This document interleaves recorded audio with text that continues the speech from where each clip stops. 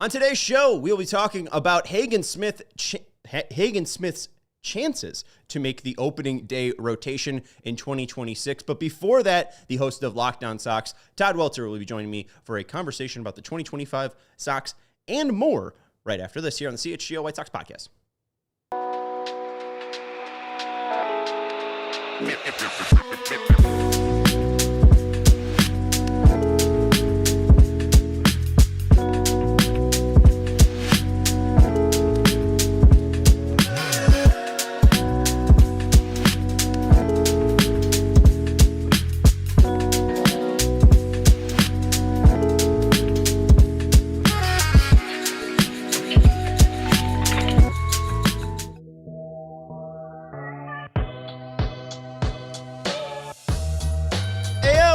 CHGO White Sox podcast presented to you by Bet365. Whatever the moment, it's never ordinary with our friends over at Bet365. Sign up using code CHGO365 when you bet $5. Whether that wins or loses, you get $200 in bonus bets. Welcome into Studio B of our CHGO offices. I'm your host, Sean Anderson. Alongside me, my producer, Joey Christopoulos. Hey, what's up, Sean? Hello, Joey. Glad to see Colton in here. Colton was watching your show at 2:30, the Cubs show, and said, hey, when's the Sox show? Yeah, we're doing a little trading places today. You produced me, and now I'm producing you. Yeah, so hey, if you're ever wondering duo. what I'm doing before the Sox, it's producing Cubs now, at least Monday through Thursday. So excited to do that. Hit the thumbs up button if you haven't already. Make sure you're subscribing to the CHGO Sports YouTube channel. We are past 90,000 subscribers, so you want to get on board before we reach 100,000. We do have currently a Die Hard sale that is going on, or is it over now? I think we didn't even have a show. It's over. It's over at midnight tonight. Okay, so over at midnight tonight, we reached 90,000 subscribers. You could sign up to become a Die Hard now for $27 a year.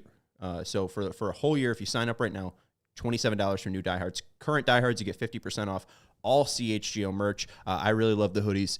Now is a perfect time to go buy a hoodie. All right, now that I've gotten all that out of the way, we have a guest. We got to welcome on Todd Welter, the host of Locked On Sox. At Todd J. Dub is where you can find him on most sites. He's also a contributor over at Southside Sox. Hi, Todd. Hey, Sean. Thanks for having me. Yeah, absolutely. It was great to have you on. You've been on your show plenty of times, Locked On White Sox. You can listen to Todd, the only other somewhat daily podcast. So typically, I shouldn't even be having you on. You're my competitor here, Todd. We can all play nice in the sandbox. I've always said, and I've complimented your show. And remember, you used to be on this show and, Locked On White Sox. So, it's like a Dick Duran moment. You were on the show. Now you're not on the show. Sometimes you come back on the show.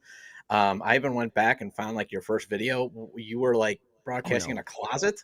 Like It was kind of weird, like on that. So, we can all play nice in the sandbox.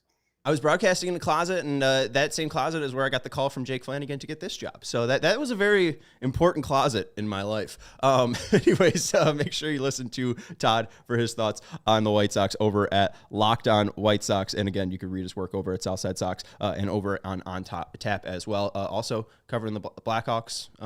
So, great time to, be watching the Blackhawks as well. Hey, at least one of your teams is good, Todd. Yeah, I mean, the Blackhawks finally got a win. That was a big one. I mean, and the Blackhawks and the Bears won for the first time on the same day. I just saw, I think since 2020 or 2022, it's crazy that they actually won on the same day.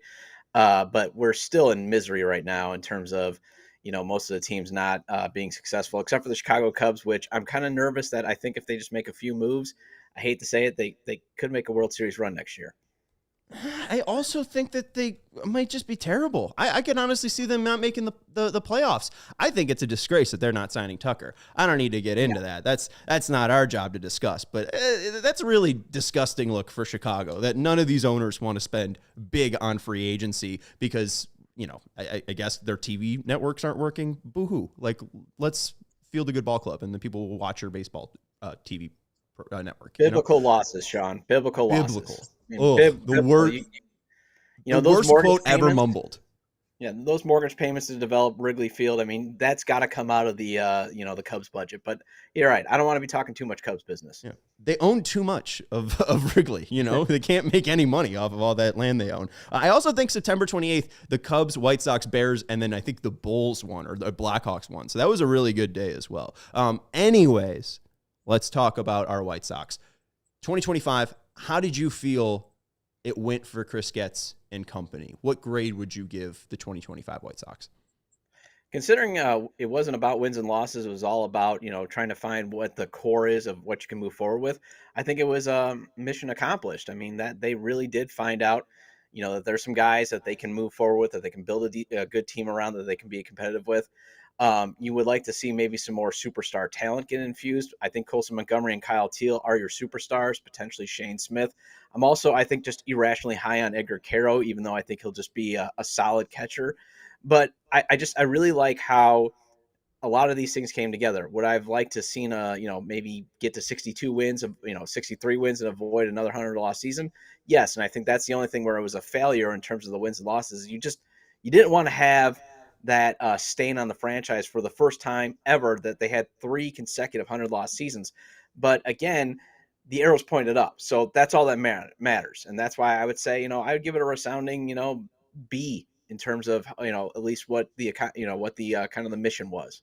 Yeah, I don't even hate a B. I honestly kind of want to give them an A, and I know that you can't because they lost 100 for 3 straight years, but also like a 19-win improvement is still beyond what I expected. I think I still predicted like 111 losses, so they're beyond what I expected. So I think B is very fair from you. You brought up Kyle Teel. The word superstar, those are big words. I did like the idea of Elijah Evans, who came on here and said that maybe you want to extend Teel over Montgomery. I thought that was a very interesting point. The point that I've been brought up, though, it feels like Teel might need to learn a new position. I brought this up to Gene Watson. It seemed like he said, hell no. But now with ABS being incorporated, I think Edgar Caro is going to be one of the players that benefits the most. He doesn't have to really frame anymore, and he's got a cannon of an arm behind home plate. So I think that Caro could probably catch like 100-something games, and Corey Lee could be your backup. Why not put Teel at first base or left field? Am I crazy on this? Because it seems like no one ever says yes, do that. No, you're not crazy. I mean, what do you make of that? I've been making the same case on Locked On White Sox that I think you got to move Teel. I would make him, as you said, the backup catcher. I'm not saying completely get him off being a catcher, but kind of do what the Yankees do with Rice and Wells, where you have the more athletic guy play, whether it's first base or, again, he's played left field in college. He's basically anticipated, and they did have him at least do, shag some fly balls. But then again, shagging fly balls in the minors, they have anybody that's not really sometimes taking batting practice if they just want to keep themselves occupied. But I think that they should do that because, again, you're going to eventually get rid of Andrew Benintendi, whether you're just going to say goodbye to him after this season because they're probably going to then be able to pay him to go away, or you're going to be able to pay a significant chunk of his salary for somebody to finally say, you know what, I'll take him on at, a very reduced rate. So, and you've been talking about it, and I've been talking about it. Who else is going to play outfield on the next good team other than Brady Montgomery? Right now, it's slim pickings. I mean, you've got, let's see, off the top of my head, nobody that I can really think of other than Will Robertson's gone. Yeah, Will Robertson's gone. I mean, so you won't get his one dramatic, highlight catch, and the fact that he looks like a slugger, but he just couldn't make contact. So I've even been saying, some of these glut of infield prospects that they have that at least can be raised floor talent, they got to start moving these guys over too, because there's only so many guys that can play second base and shortstop. So I've even said, why not look at Jarrell Perez or William Bergolla, another guy that, he might not obviously be a powerful hitter, but I was impressed. And I know it's spring training. It's only a few games, and you don't want to fall into that trap, but I was very impressed with his at-bats, in spring training. He didn't seem overwhelmed. So is that a guy that could be one of your bat-to-ball skills guys? Because I've always been saying you got to have at least 3 guys in a White Sox lineup that are just bat-to-ball guys that can get on base, that can run the bases, and then just get a whole bunch of power. Because as we're going to talk about in the, as you said, previewed, look at the 2005 White Sox. It was a bunch of power bats and guys that could get on base and run the bases very well. Yeah, right. And I mean, that's what Ryan Fuller is looking for. Swing decisions, ability to make contact, ability to swing a fast bat. Usually that will lead to walking, and when you do get hits, long fly balls.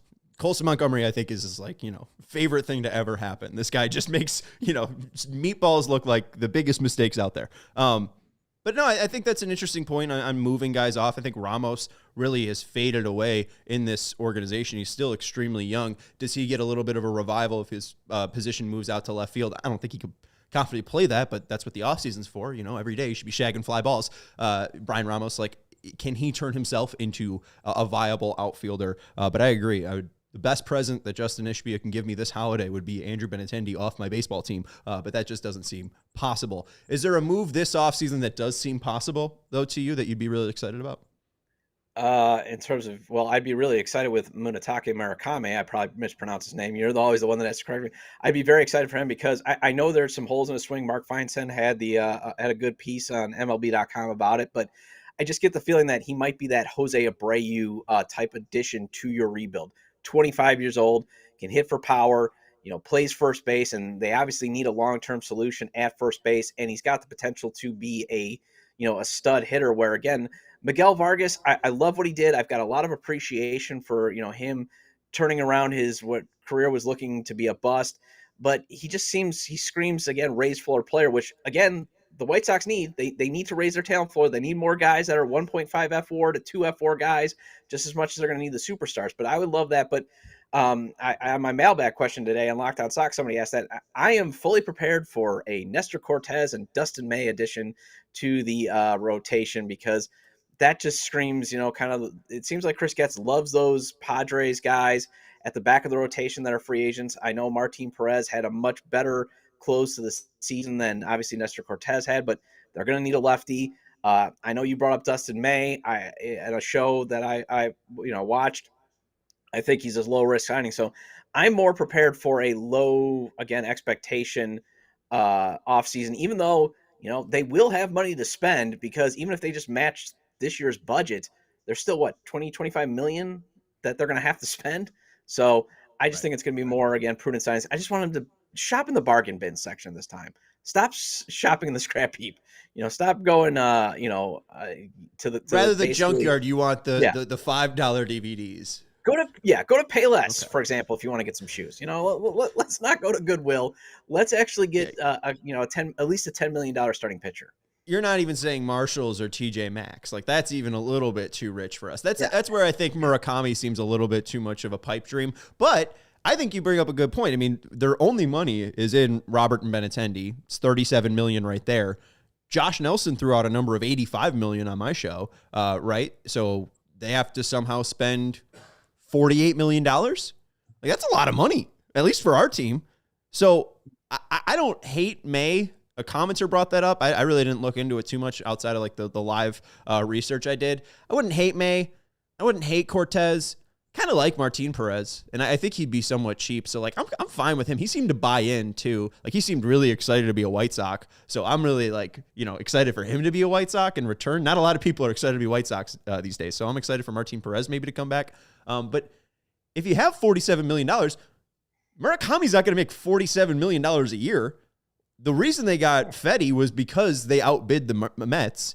It seems like he wants to live on a coast, whether west or east. So I think that might be the nail in the coffin that doesn't bring Murakami. But if they went out and got Murakami, and that was really the only addition they made, and they just kind of let Martin Perez, Davis Martin, and Cannon, etc., fight out for the rotation, I could live with it. Yeah, and the other thing that I can live with is if I believe that they got the second pick in the Rule 5 draft. And I know, for us, true Sox fans, I'm actually kind of excited for that because I don't think they're going to get a Shane Smith type impact like they did, like an all-star pitcher. But you're still in the range where you can get that guy that a team really had to think long and hard about. We just can't put him on the 40-man, but we're going to regret it. So that's another thing where I could see them, like you said, Martin Perez back on a cheaper deal. The only question is can his arm hold up this year, next season where, this year I give him a lot of credit for coming back, but he only made a certain amount of starts. But grabbing another Rule 5 guy that could be a starting pitcher, there's another potential at least excitement. Can you get another guy out of there? And again, I know it's not thrilling. I know, but this is the White Sox. I don't think they're going to start spending money, a lot of money, until probably 2027, 2028, because the other thing that I think people are overlooking, it's not Jerry just being cheap. You don't want to block a bunch of guys that still have paths to the big leagues, where the only one that you don't have a path where you're not going to have somebody that's going to obviously take, a spot would be at first base because they just don't have anybody in the system. I'm sorry. I was a Tim Elko truther, but I don't think Tim Elko is the future at first base. I don't think the organization thinks he's the future at first base.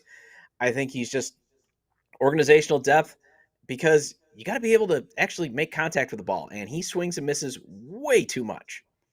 Yeah, no, I completely agree. It doesn't seem like Elko is going to be that. And hey, you bring up Rule 5 thinking it's boring. I got 2 pages of notes here on the Rule 5 that I'm going to talk about later today. So there you go. And hey, not only did they like Shane Smith, they liked the 10th pick in Gage Workman. He was a White Sox. And they liked the 14th pick in Mike Vassell. And Vassell was the last pick of the first round. And he turned out to be, a 2-WAR player for them. So I'm totally fine. I'm thrilled that they got the second pick in the Rule 5. They're able to get the first pick in the actual draft and then the second pick in the Rule 5. That's a really good, result for Chris Getz. I might even bump his B to a B+. Like, let's go. Like, I don't know. It was I really had some minor faith restored in this organization. Not a ton, but minor. Well, yeah. I mean, the thing that I like what Getz is about doing when he does deserve credit is I think he's done the easy stuff actually well. Where you see, like, for example, the Chicago Bears, Ryan Poles tears it all down. That's the easy part. Can you build it back up? And I think he's got a chance to get this organization built back up because he brought in a lot of adults into the organization, a lot of guys from outside, Will Venable, Brian Bannister, Ryan Fuller, Walker McKinnon. I mean, guys that you can feel very comfortable that they know what they're doing. And now all Getz has to prove is, can him and his team actually bring in these guys that can actually help the team get to be competitive, that can enhance the core? Because now I thoroughly believe we are now in phase 2 of the rebuild, and that is internal improvement.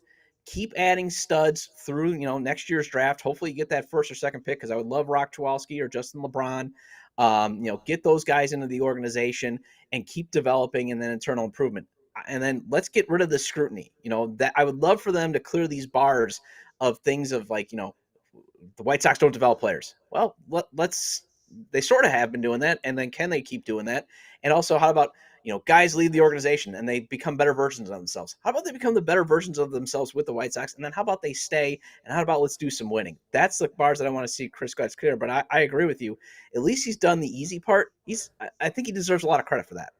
Yeah, absolutely. Todd, we appreciate you joining us. You can follow Todd again at Todd JDub. Make sure you listen to Locked On White Sox. Subscribe to his YouTube channel over there. And we reached 1,000 videos over on that channel. Yep. Yeah. 1,000 videos. Todd's kept up the continuous posting that Nick passed on to him, and that I passed on to Nick, and that Herb and Tanny passed on to me. So great way to carry the torch. Thanks for being here, Todd, and make sure you go follow Todd. He does a great job over at Locked On White Sox. Hey, thanks for having me. Absolutely. We're going to take a break here on the CHGO White Sox podcast presented by Bet365. We'll come back. We'll answer your questions. Hey, we're Rusty. This is his 2 favorite Sox podcasters. Well, you're our favorite commenter, Rusty. I don't know if that's true. Not in a bad way, Rusty. Anyways, before I get myself into more trouble, we're going to take a break here on the CHGO White Sox podcast. We want to let you know about our friends over at Bet365. It is football season. Whatever the moment, it's never ordinary with our friends over at Bet365. Hey, we've all been there. Maybe you've bet a Rome Odunze anytime touchdown scorer because you like the price at plus 145, and he ultimately catches a touchdown. Oh, but Theo Benedict's helmet is an inch behind the center's buttocks. So whatever the moment, it's never ordinary with our friends over at Bet365, and that's how I lost $10 yesterday. Ooh, but I like gambling, and I like our friends over at Bet365. They have a fantastic promo for new bettors, and they have fantastic promos all throughout the NFL season. On Thursday night, you get a $10 safety net bet. On Sunday night, you get a chance to win a share of the $365 jackpot. And you also have Monday Night Football super profit boost tokens on same game parlays. And now there's pretty much 2 Monday Night Football games every single night. So for new customers, sign up, use code CHGO365, bet $5. No matter if that bet wins or loses, you get $200 in bonus bets. So sign up with our front code CHGO365 at Bet365. Must be 21 plus. If you or somebody who has a gambling problem, crisis counseling, and referral services can be accessed by calling 1-800-GAMBLER in-app only. Ooh, I'm out of breath. If only I had a delicious beverage that was facing What are you outright. going to do? RC Cola. Oh. Our friends over at RC Cola, they are not a soft drink. They are just damn good cola. I guess that's technically not the verbatim. RC Cola is not a soft drink, just damn good cola. It's my favorite cola. Somebody on the Bear Show said they started drinking RC because of CHGO. If you haven't tried out RC or RC Zero Sugar, I'm drinking the full one today, but I really do love the Zero Sugar one. Do yourself a favor. Grab some RC at your local store. RC is the move for whatever you're doing. It is a punch in the thirst. Welcome back to the CHGO White Sox podcast presented by Bet365. Joey, show it. Come on, we're presented by Bet365. Use code CHGO365 when you sign up. We got some comments, then we'll get into the news and notes that I have. We'll talk a little bit Hagen Smith. I don't want to be clickbaity. All right, we got to deliver on Hagen Smith talk, okay? So we'll talk about Hagen Smith and his chances to make the 2026 opening day roster. I think our guy Colton already put my thoughts pretty much very succinctly in the comments, so make sure we get back to that. But let's go down a little bit and let's get to the recent ones. I think Watson Roadster had one. Do we even have a pitching coach yet? No, mainly because there's still baseball going on, and there's not a real need for a pitching coach until games get started. Brian Bannister is your pitching coach emeritus in a way. These guys still have offseason plans. These guys still have trainers that are working with them on offseason work. Brian Bannister sees the pitching coach as an extension of him in the dugout. So I don't think Brian Bannister is too daunted right now with taking care of the pitchers and the offseason work. So it's mainly about the playoffs coming out to a fizzle, and then we will see more coaches being interviewed. Vance Lubin saying, have any new coaches been interviewed yet? Nothing that I've seen, nothing that's been reported yet. I don't know if there's like a ton of openings per se. The Mets were an opening, but that just got filled by Kai Correa, former Giant assistant. So I wonder if the Sox are kind of waiting for things to fall to the bottom, and then they'll scavenger a bit. Bochy retires, Schilt retires, so those staffs are going to scatter to the wind a little bit, but you do want to wait in case you're interested in people that are on a staff that's in the Final Four right now. The Bochy one's weird, too, because Skip Schumacher was hired pretty much to replace Bruce Bochy. Bochy is still managing. Bruce Bochy just left because he felt Skip Schumacher breathing down his neck, right? So that one, I feel like the staff could possibly stay the same. I don't know if that one gets shook up too much because I think Skip Schumacher, a lot of the minor league coaches are his choices and his staff, and I think that he's kind of already seen a bit of the staff shift a bit. Donnie, I'm blanking on his name, Donnie Ecker, the former Rangers hitting coach, he was fired in May, and I think they replaced him with a Skip Schumacher guy. So he's already pretty much gotten his say over the Rangers staff. So I wonder if there would be any changes to that Rangers one. But yes, Padres have opened up a bit. Angels are looking to fill their position with Albert Pujols. So it seems like it's already been made up that it's happening. It's just like hasn't happened. That's crazy. Yeah, right. Like they've just basically have just. Yeah. I mean, it's very Tony La Russa of them to just be like, this is the guy. We're not interviewing anyone else. Thanks for coming. But yeah. And who honestly, you know what? I think Tony La Russa might get poached. There's a very high possibility that Tony La Russa just returns to work for the Angels. So what a blessing Albert Pujols will be. Oh, darn, we can't hire Yadi Molina. I was going to say, but Yadi Molina, Adam Wainwright. Adam Wainwright. Tony La Russa. God, Jim Edmonds. Frothing at the mouth, just like running into the outfield wall. Wait a second. Like, you got to do this. And Trout's just like staring at him, like Jim Edmonds, like neck roll and everything taped up, just consistently like showing him how to hit the pads correctly. Whoa. Not Jerry's favorite all-time player, David Eckstein. Oh, David Eckstein, the hitting coach. Way. They're going to try to hit No, he'll outbid for that. We're okay. We'll be safe. And we will be safe. And hello to Ashley, who's hanging out with us. And again, appreciate Rusty and appreciate Todd. My favorite two Sox podcasters sharing a screen. Todd is great. We'll keep watching Locked On. Todd does a great job, so make sure you do follow. There's enough to feed the White Sox podcasting mouse, right? Josh was on recently. You can watch the 108 as well. Watson brings up Guff over on Recap. So, whatever your flavor is, there's a White Sox podcast out there for you. Listen to us as well, also, only. Can you scroll up just one more? I think there's one more that I want to get to, or I think I'm just thinking of. Oh, yeah. Goop brought up Trent Grisham. I'm not against Trent Grisham. I kind of just talked myself into Murakami again, which I shouldn't do. They're not going to sign Munetaka Murakami. I'd like if they signed Munetaka Murakami. I'd be a big fan if they signed Munetaka Murakami. But at the end of the day, I don't think the White Sox, who haven't made a splash internationally for a very long time, especially in the Japan market, is going to make a splash yet. So we'll see. But Watson saying, I could see why our hitting coach got fired, but Ethan Katz did some pretty good work and turned some lost causes into reclamation projects, Hauser, etc. Was he fired for the sake of change? Honestly, the Hauser one wasn't even really him. Hauser was changing his pitching mix already in Texas, and I think that Hauser saw that there was probably more of an opportunity for him to win a spot somewhere else, like Chicago, rather than Texas. Hauser really credits most of his turnaround to his diet and not really what the White Sox told him. This wasn't like Davis Martin learning a kick change because Brian Bannister remembered Hayden Birdsong's kick change from San Francisco. This was Hauser becoming like a really heavy meat eater and becoming leaner as a pitcher rather than, Ethan Katz working specifically with him. So I don't know if Katz deserved to get fired. It's more that he survived a Ricky regime. He survived a Tony regime. He survived a Miguel Cairo regime. He survived a Pedro regime. He survived the first year of Will Venable. Will Venable seemed like he was wading his feet into water his first year as White Sox manager, and I think now he's ready to get the right crew. And I have been talking with somebody. I don't think Nick ever made it onto the show. I don't think we ever aired him. But Nick Bledsoe did a great write-up about Andrew Vaughn. And obviously Vaughn has turned into a great hitter in Milwaukee. And what's hilarious, you read Nick's write-up and the things that he needs to do, and it's improve swing decisions, swing a harder bat, and play better defense.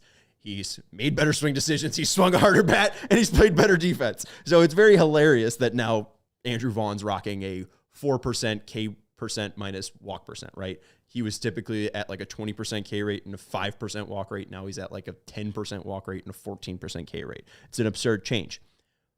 But Nick brought up, he thinks that they put a ton of emphasis on pitch recognition and approach with Vaughn in Milwaukee, and they want him to swing less but be more aggressive when he does swing. And to kind of nail the point of what you bring up there, Watson, about Marcus Timms said this about Meidroth. In spring training, he was taking a lot of pitches, and at the big league level, you cannot get behind a lot. But he took that down to Charlotte and applied it in this game, and his approach has been solid since he's been here. I know what he does. I know he knows what he's trying to do. He knows what he's doing. He knows what he's trying to do. Sorry, I don't know how to read. I'm illiterate. But I don't know if that's necessarily what the White Sox want to preach. And Ryan Fuller wants to preach swing decisions, not, hey, go hit the first ball you see out of the park, right? Chase Meidroth should be walking more. I think Chase Meidroth would be a more valuable player if he's putting less balls into play. He's putting, the right selection into play and then kind of drawing out 9-pitch at-bats, fouling off at-bats, and then trying to draw a walk, right? Like, I think that Meidroth could be a little bit more patient. I think he gains a lot of value from walking and then being on base. So I don't think that Will Venable had the right people giving the message out.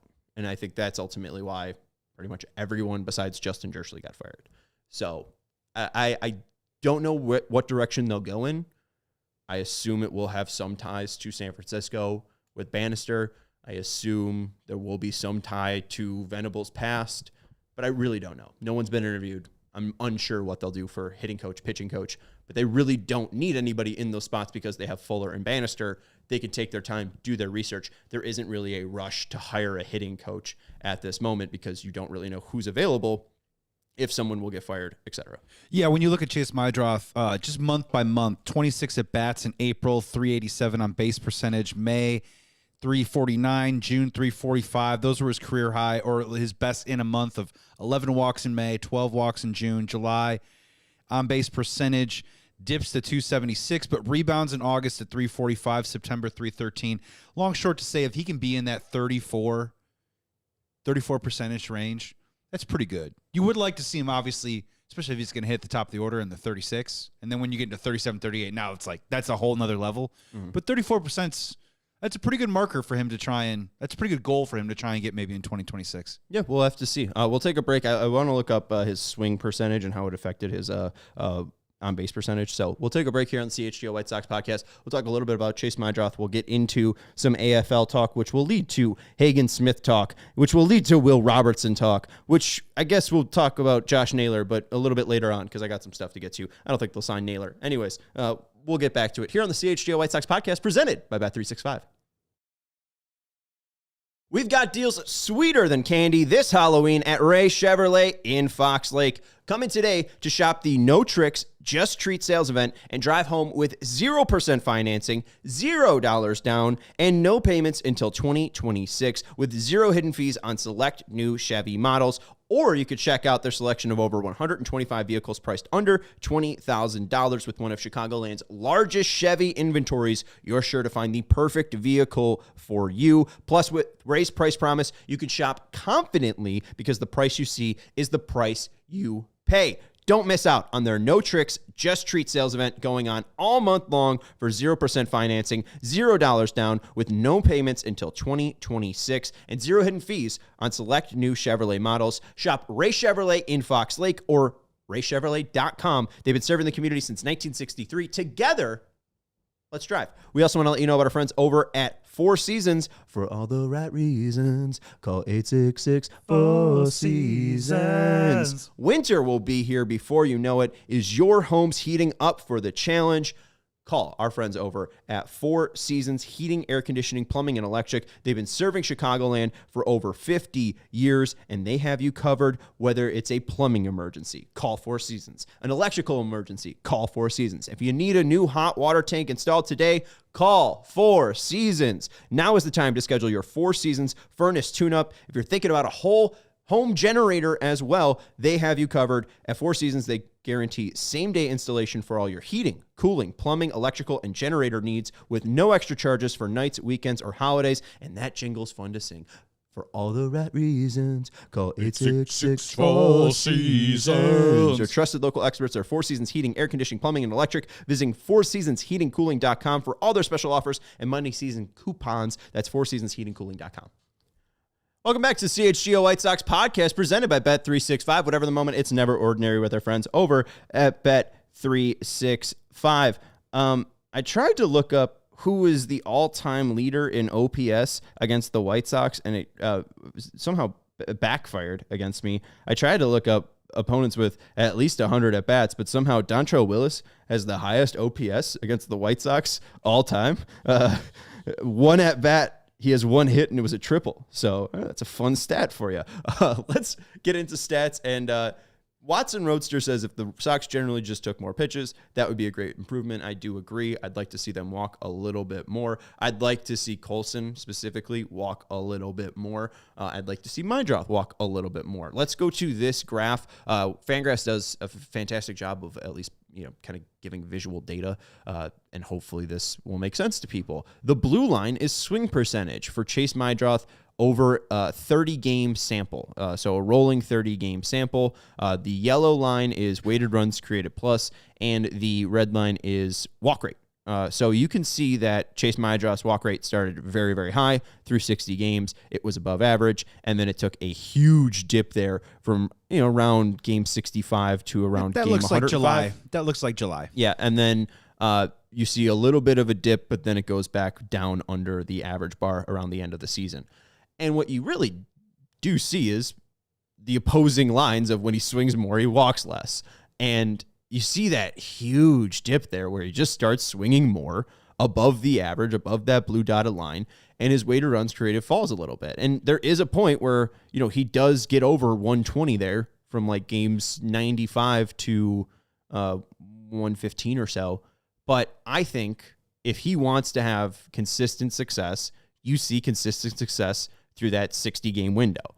I wonder if part of it is due to injury. He is a small player. It seemed like he wanted to play through injuries.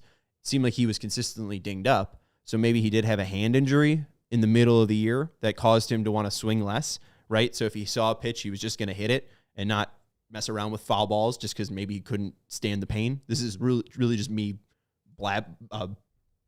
babbling. I can only assume. I think Chase is better off if he swings less. So that's just me hopefully saying that the next hitting coach will be saying this exact thing to Chase Meidroth. Let's get into some AFL stuff. We're doing a little check-in. Hasn't started a ton. I think it started October 6th, so not a ton of games have played. Not a ton of White Sox representation as well. Some players that have played so far for the Glendale Desert Dogs in the Arizona Fall League. Sam Antonacci, 15 at-bats. Our guy, I'm going to call him Glenn Watson, and that's not his name. The guy with the ring, the guy we interviewed. Gene Watson? Gene Watson. Our dad? I don't know why I called him Glenn. How'd you forget Dad's name? I added an L for some reason. I wanted to add an L. Gene Watson loves Sam Antonacci. 15 at-bats, 4 hits, 2 walks, 2 Ks, 3 stolen bases for Antonacci, a 267 average, 353 on-base percentage, and a 400 slugging percentage. Ryan Galaney, 7 at-bats, 3 hits, no walks, 3 Ks. But hey, 3 hits and 7 at-bats, that's a 429 average. That's a 444 on-base percentage. I think he got hit. And then, no power. All the 3 of those hits are singles, but 429 slugging percentage. The big one. And yes, obviously, we'll talk about Connor McCullough in a second. And Caden Connor. But Hagen Smith is why you came here. 1 game started, 3 innings pitched, 3 hits, 2 walks, 4 Ks, 1 hit batter, no earned runs. Building off of what we saw at the end of the year for Hagen Smith. Brian Bannister talked about how they changed his mechanics and how Hagen was trying to pitch through that to, I think,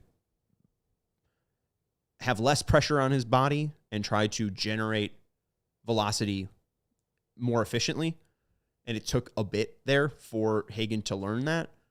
I think the best example to give you is in 2005 when guys really didn't have help. Bobby Jenks, on some nights, threw 102. On some nights, he threw 92. I think some of that could just be because of Bobby's makeup and physique, but also I don't think that he really knew what he was doing consistently on the mound. He was trying to throw as hard as he possibly could. Some nights his mechanics were on, some nights his mechanics were off. You could see Roki Sasaki's real just dip in velocity as well. And he was down to 92, and then he got back up to 99. And this was just this year.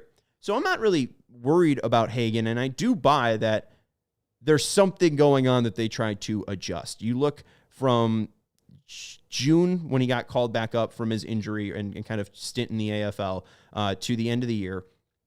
And this is, I think, including the postseason games. 15 games, a 3.97 ERA, which obviously isn't good, but a 116 batting average for the opponents, a 322 on-base percentage, and a 302 slugging percentage. He allowed 4 home runs, and you look at the walks per K, 43 walks, 82 strikeouts.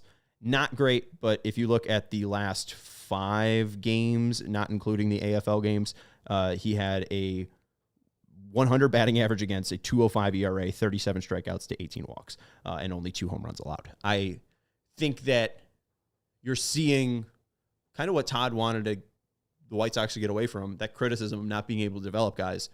This is hopefully not even a sign that they're able to develop Hagen Smith, but they saw something in the draft that not only they can, plug into a major league roster, but could even improve. That's, if you're looking, full glass of water here, that's the most optimistic take I can give you, is that the struggles were necessary and that they've built a better, stronger Hagen Smith now. Not even in the aggregate. He's just going to be a monster himself. He is what you want in a pitcher. You want somebody with high velocity. You want somebody with an odd arm angle. You want somebody that is unique. Hagen Smith is small, stout, has a very short arm angle, and gets great backspin on his four-seam fastball. Great ride. Guys swing under it, right? He throws 95 from the left side. Very rare. He can do that for 6 innings. It's exciting that hopefully, knock on wood, they are improving him, and they can get away from what Todd says plagues this organization, is the lack of their inability to develop guys. They're going through it right now. Noah Schultz is going through it. Hagen went through it. Hopefully Hagen's on the other side. Noah's still going through stuff, but Noah's younger. Noah's also, I think, 17 inches taller. So I think that's part of it. But let's get to Colton up in the top, because he brought up Schultz. And the main question of this podcast was, can Hagen make the opening day roster for 2026? He said, Colton, IDK about opening day roster, but I think Schultz gets the call before him, even after getting kind of lit up in AAA. I'm not too worried about the AAA stuff, because at least what I wanted to see in AAA was him missing bats more, and he did. He's not using his best pitch, which is the cutter, and I think the biggest thing for him in the offseason is using his new mechanics, this is Noah Schultz, and incorporating his cutter so he can be the best version of himself. I think 2026 will be a very good year for Noah Schultz. That could just be, again, blind, raging meatball optimism, but I really think that he's the outlier of outliers. I'm really ready to watch a 20-year career for Noah Schultz. Even if it's not, I'll take the risk. If it's 20 great years in the major leagues, awesome. If it's 1 year where he's terrible and he never pitches again, oh well, you take that risk. But I just seem like he's a player that you take a risk on because it's not surprising that somebody that is that long is taking time to develop. So my point is, I think Hagen is a little bit in front of Noah. I think Noah has a lot of more trials and tribulations to get through before they want to put him on a major league mound because of the expectations for Noah, obviously, but he is so unique. I don't think you rush uniqueness. Hagen's less unique. Hagen throws 97 with a nasty slider, and it's like, okay, hit it. Where Noah doesn't really have that top-end velocity, but he is the most difficult at-bat ever for a lefty because of how he just, like, haunches over you. Is like the Grim Reaper with his scythe, right? He just needs to get real accurate with that scythe, and then he'll become deadly. But I don't know how long scythe training takes. That's never a course I did in high school. I didn't have wood shop. I didn't have scythe training. Everyone goes at their own pace. Well, so my question then, I think Sox fans are going to have this question all offseason into the winter, is that what you're saying right now, and I think White Sox fans want to see Noah Schultz as a starter, take his time, develop. When he's ready to be on a major league mound, they'll bring him in. Is there a possibility, could you see that Hagen Smith could start his major league career in the bullpen the way many White Sox pitchers have wrote, or do you think they're also going to wait and try and develop him so that he throws pitch one of a game? The thing that, with Hagen, to answer the headline question and not be clickbait, if Hagen comes out and he looks great in spring training, I think he can win a job. I think the jobs that are out there for Cannon, Martin, and Burke, if Hagen Smith looks unreal, I think he can win a job. Crochet won a job in spring training. Burke won a job in spring training. Shane Smith won a job in spring training. Yeah, he was going to have a job because he was selected in the Rule 5. I understand that he got the rotation spot, so I could see. Semantics, you got the rotation spot for sure. Mm-hmm. But no, that's a fair person to put in. I think Hagen can win that job if he looks like the Hagen Smith at the end of last year, because he doesn't need to have his best pitch work with his mechanics. They got through the mechanics part. Seems like his best pitch is working. Seems like he throws 97 and it's really impossible to hit, right? Where Noah, you just got to get a little bit more of a tune-up. And I think that he might need to get into a rhythm and get confidence on a AAA mound. And he really never had that moment of being in a College World Series like Hagen Smith did, where he's striking out 17 and being like, I'm the man. Noah was like weirdly pitching in a professional league during COVID. And it's like, who's this very lanky 19-year-old that looks like the Wilt Chamberlain cartoon from Noah Foster's Home for Imaginary Friends? Like, there's just a lot more maturity that I think Noah needs to go through, not even in like a negative way. Just he's younger. He's bigger. He's more unique. So I think that Hagen has overtaken Noah's ability to maybe be in the rotation, opening day rotation before one another. But I don't think that that's like a negative to Noah at all. I still think Noah's a better prospect, but I think Hagen might have a sooner ETA. All right. Final thing, because we do have some more to talk about. Also, Davis, Jacobs, and Rosado have made appearances out of the bullpen. Rosado was acquired from Kansas City in the Paul DeYoung trade. Caden Connor has played in the AFL. 8 at-bats, 4 hits, 5 walks, 3 stolen bases. That's a 500 average, a 643 on-base percentage, and a 500 slugging percentage. Yes. AL Central, look out. Caden Connor, 6'1", 200 pounds. Got a little bit of pop for a first baseman / outfielder. He's got a good eye, obviously, as he demonstrates with that 5 walks. He was a 19th round pick in 2023 from Cal State Fullerton. Played in Advanced A, AA, and AAA this year. Only 13 games in AAA, so not a huge marker. But is Caden Connor a possible 4th outfielder? Can he overtake a Corey Julks or Dominic Fletcher for opening day roster in 2026? I wonder. He's got, I think, what Ryan Fuller wants. It's not great wow, knock them dead with your power. But if you want on base percentage, Caden Connor could possibly be that name. So an interesting name to watch out there. He's out to a good start in the AFL. Connor McCullough is another name that has been interesting. Rule 5 eligible this year, so I do wonder if they need to make a decision on him. He was an undrafted pitcher out of Kansas State. The White Sox signed him in 21 after the 2021 draft, I believe. No, sorry, after the 2023 draft. His first year in pro ball was 2023. In 2021 and 2022, he had over 70 innings pitched at Kansas State, but over a 4 ERA in both of those years. He's a right-handed pitcher, 6'1", 185 pounds.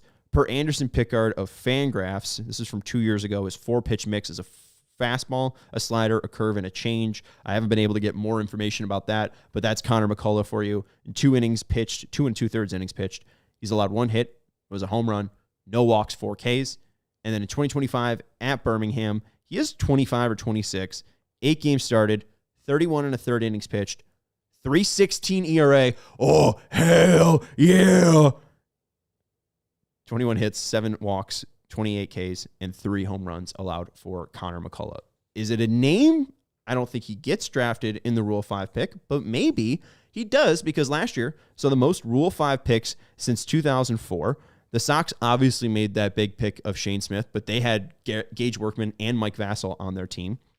And right now, after outrighting Fletcher, Julks, Piguero, and White to AAA, and Will Robertson getting claimed by the Pirates, the White Sox 40-man roster sits at 35 players. They have to make decisions on Tanner McDougal and Peyton Paulette. Those could put them to 37, but they could still easily take a Rule 5 player. They get the second pick in the 2026 Rule 5 draft. I think they easily make another position. I think you could slate one of those bullpen pieces to be your Shane Smith of 2025. Seems like that's going to be a more viable route for pitchers to get brought up and kind of moved throughout organizations. So I wouldn't be surprised if the White Sox get another player that's like impactful. You got 2 pitchers that had over 2 WAR for you from the Rule 5 pick, from the Rule 5 draft. That doesn't happen. Can they redo that? I think they might be able to, because you look at what the Brewers had to decide between. It was Chad Patrick or Shane Smith.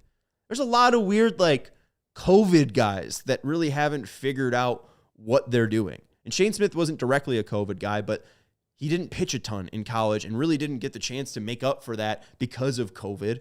And, you know, now we're kind of seeing these guys really thrive in the Rule 5 draft. So I do wonder if we're going to see more of that this year. So interesting stuff to follow there for the White Sox. Appreciate everyone hanging out with you, us, throughout this show.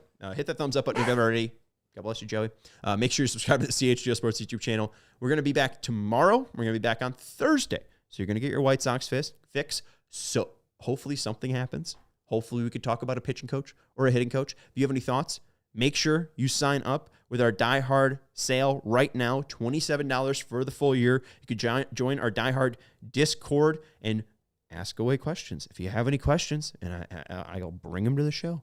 All right. So if you want to have a little mailbag segment, sign up to become a Die Hard today. You can sign up over at allchgo.com/diehard, $27 for the year. That ends at midnight, so take advantage. Also, if you are currently a diehard, get 50% off merch over at allchgo.com/merch. I think that's it's allcitystore.com. I should know this. Goop Like Soup says, I appreciate you, Sean. Thank you. I appreciate that. I appreciate you, Goop Like Soup, and I appreciate your love for soup. Store.allcitynetwork.com. Thankfully, I won't get fired. Goodbye.